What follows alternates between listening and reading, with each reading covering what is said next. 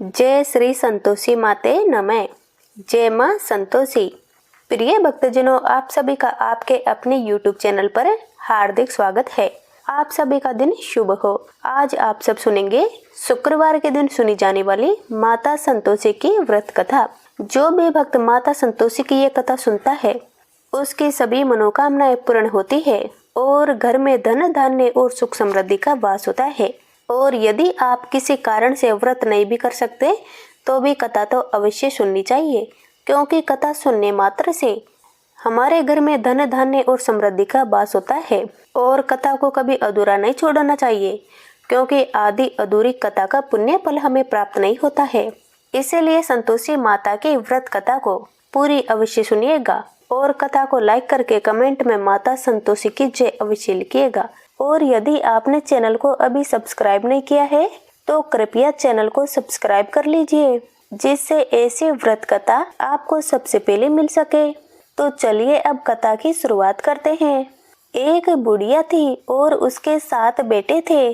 6 बेटे कमाने वाले थे और एक बेटा निकम्मा था। बुढ़िया माँ 6 पुत्रों की रसोई बनाती, भोजन कराती और पीछे से जो कुछ बचता वे 7वें पुत्र को दे देती।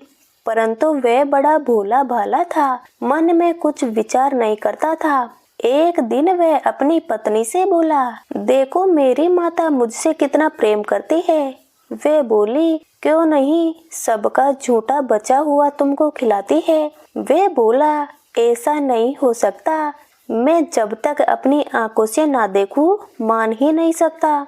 बहू ने हंसकर कहा, देख लोगे तब तो मानोगे। कुछ दिन बाद बड़ा त्योहार आया। घर में 7 प्रकार के भोजन और चूरमा के लड्डू बने। वे ये सब देखने के लिए सर दर्द का बहाना बनाकर पतला कपड़ा सिर पर ओढ़ कर रसोई घर में सो गया और कपड़े में से सब देखता रहा। जब 6 भाई भोजन करने आए तो उसने देखा कि माँ ने उनके लिए सुंदर सुंदर आसन बिछाए, 7 प्रकार की रसोई परोसी और बड़े प्यार से उन्हें भोजन खिलाया।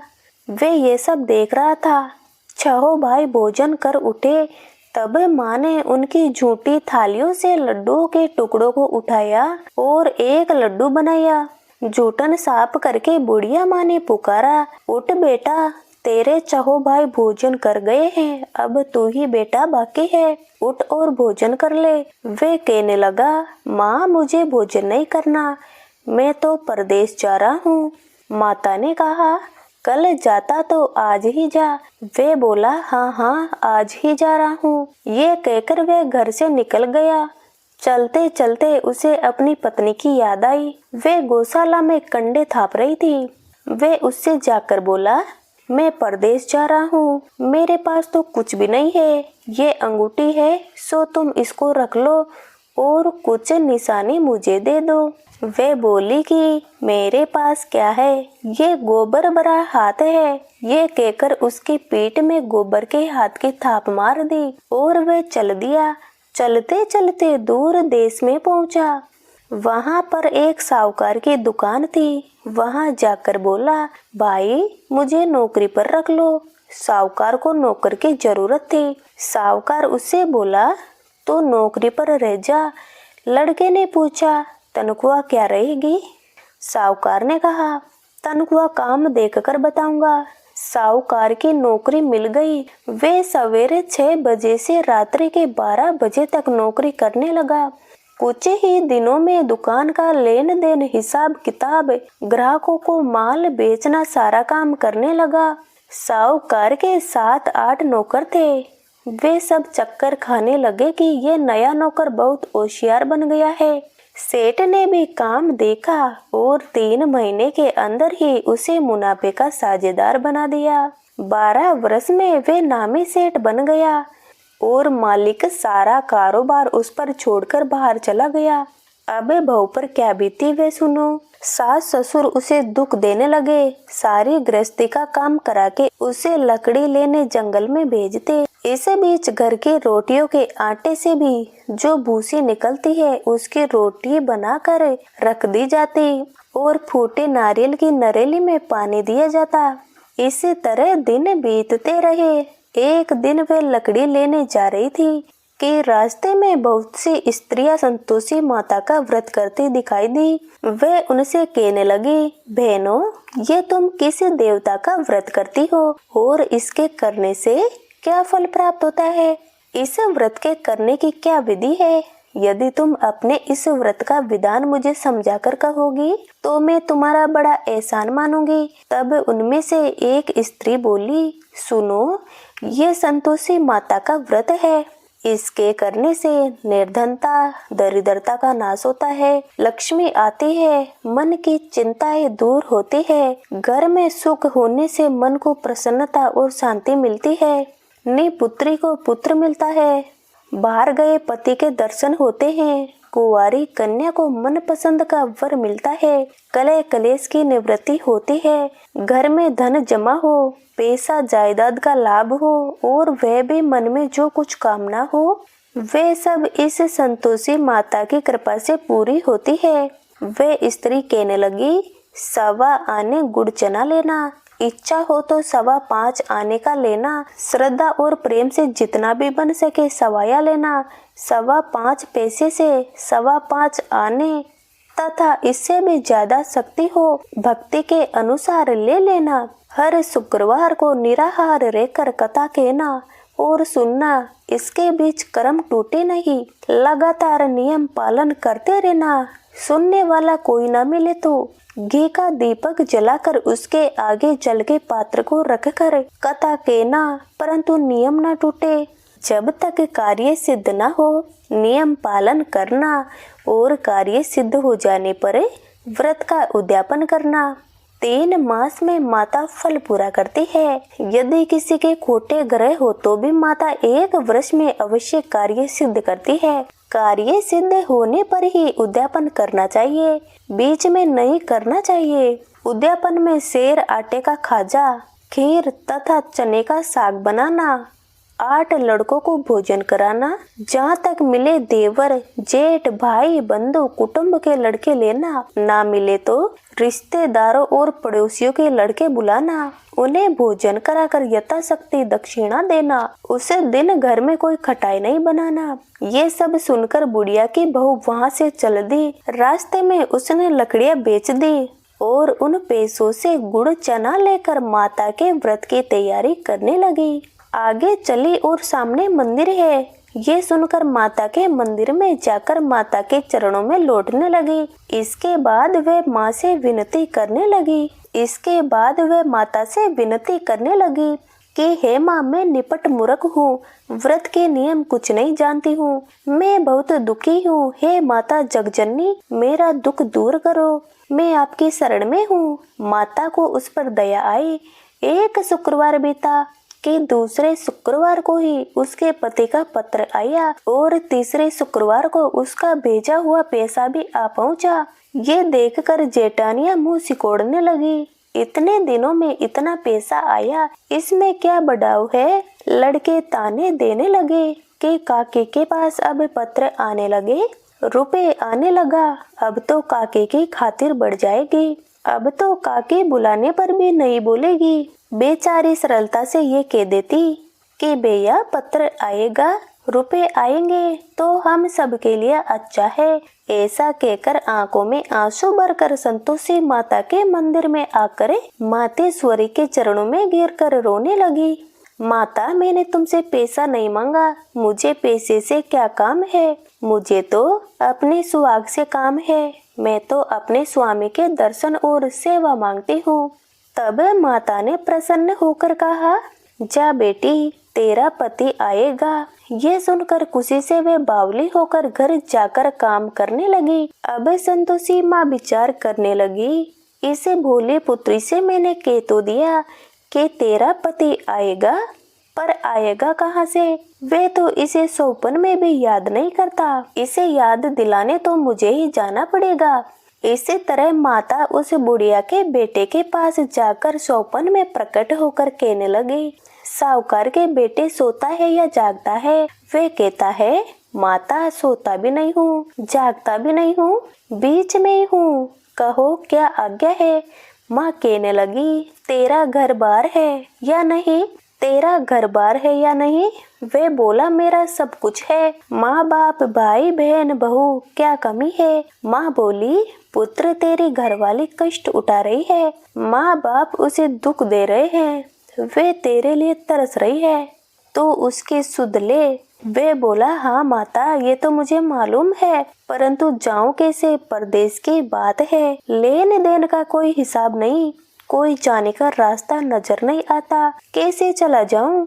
माँ कहने लगी, मेरी बात माने, सवेरे नहा धोकर संतोषी माता का नाम लेकर घी का दीपक जलाकर दंडवत कर दुकान पर जाकर बैठना। देखते देखते तेरा लेन देन चुक जाएगा, जमा माल बिक जाएगा, सांझ होते धन का ढेर लग जाएगा। अब तो वे सवेरे बहुत ही जल्दी उठकर मित्र बंधुओं से अपने सपने की बात कहता है। वे सब उसके बात अनसुनी करके खिल्ली उड़ाने लगते हैं। एक बूढ़ा बोला, देख भाई, मेरी बात मान, इस तरह साच झूठ कहने के बदले देवता ने जैसा ही कहा है वैसा ही करना। अब बूढ़े की बात मानकर वे नहा धोकर संतोषी माता को दंडवत कर घी का दीपक जलाकर दुकान पर जा बैठता है। थोड़ी देर में वे क्या देखता है कि देने वाले रुपया लाए, लेने वाले हिसाब लाए, कोटे में भरे सामानों के खरीदार आए, नगद में सौदा करने लगे। शाम तक धन का ढेर लग गया। मन में माता का नाम लेकर प्रसन्न होकर घर जाने के लिए गहना कपड़ा सामान खरीदने लगा। यहाँ के काम से निपटकर घर को रवाना हुआ।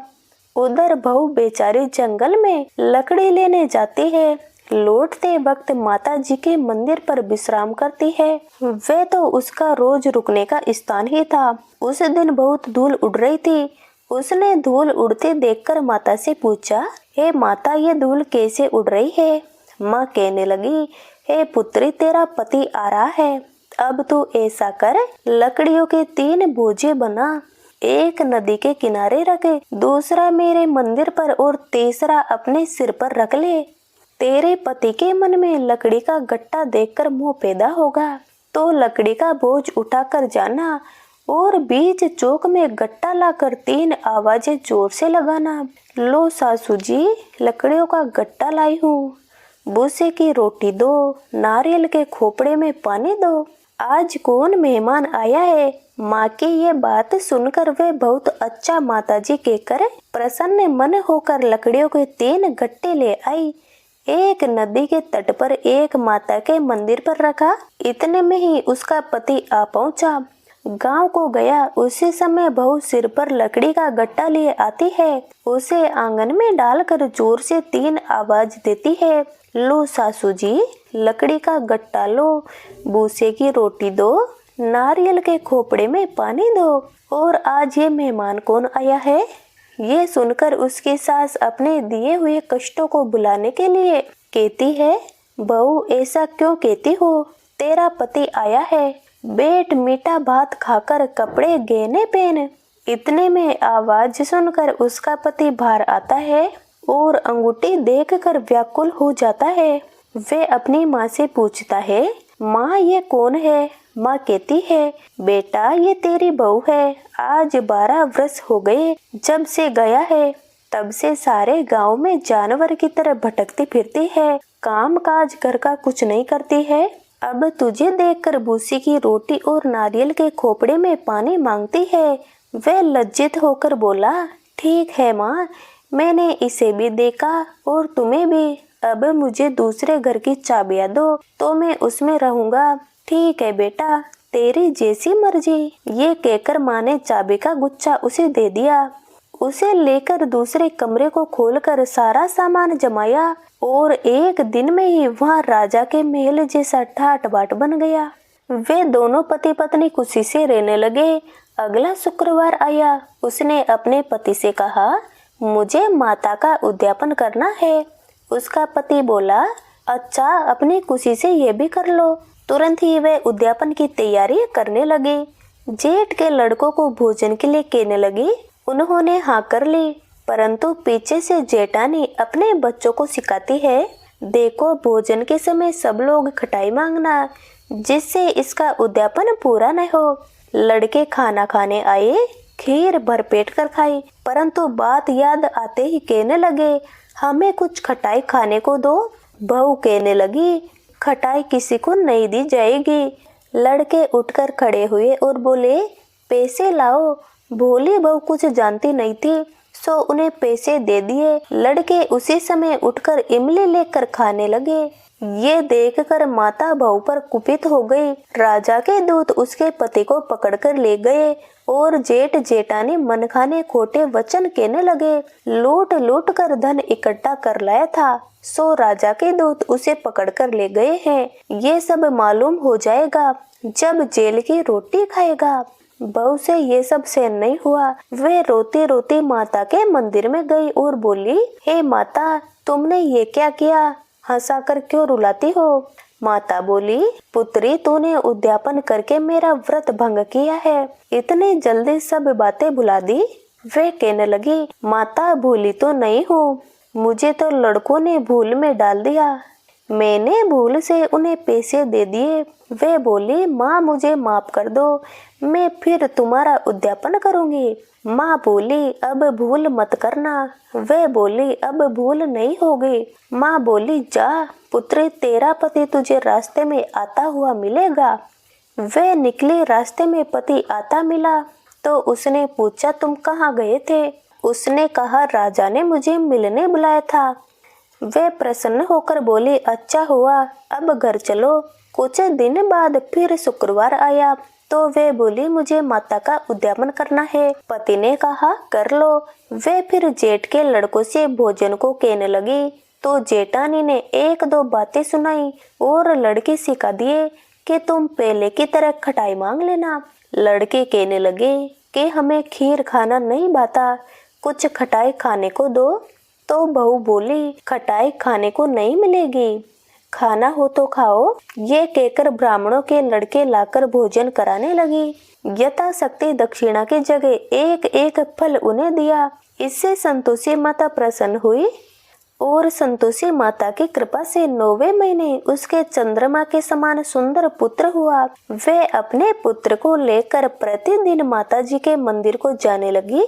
एक दिन माता ने सोचा कि ये रोज आती है, आज क्यों ना मैं इसके घर जाऊं, इसका ससुराल देखूं तो सही। ये विचार कर माता ने भयानक रूप बनाया। उसने गुड़ और चने से सना मुख, ऊपर से सूंड के समान होठ, उन पर मक्खियां भिनभिना रही थी। दहलीज पर पैर रखते ही उसकी सास चिल्लाई, देखो कोई चुड़ैल डाकिनी चली आ रही है, लड़को इसे भगाओ नहीं तो किसी को खा जाएगी।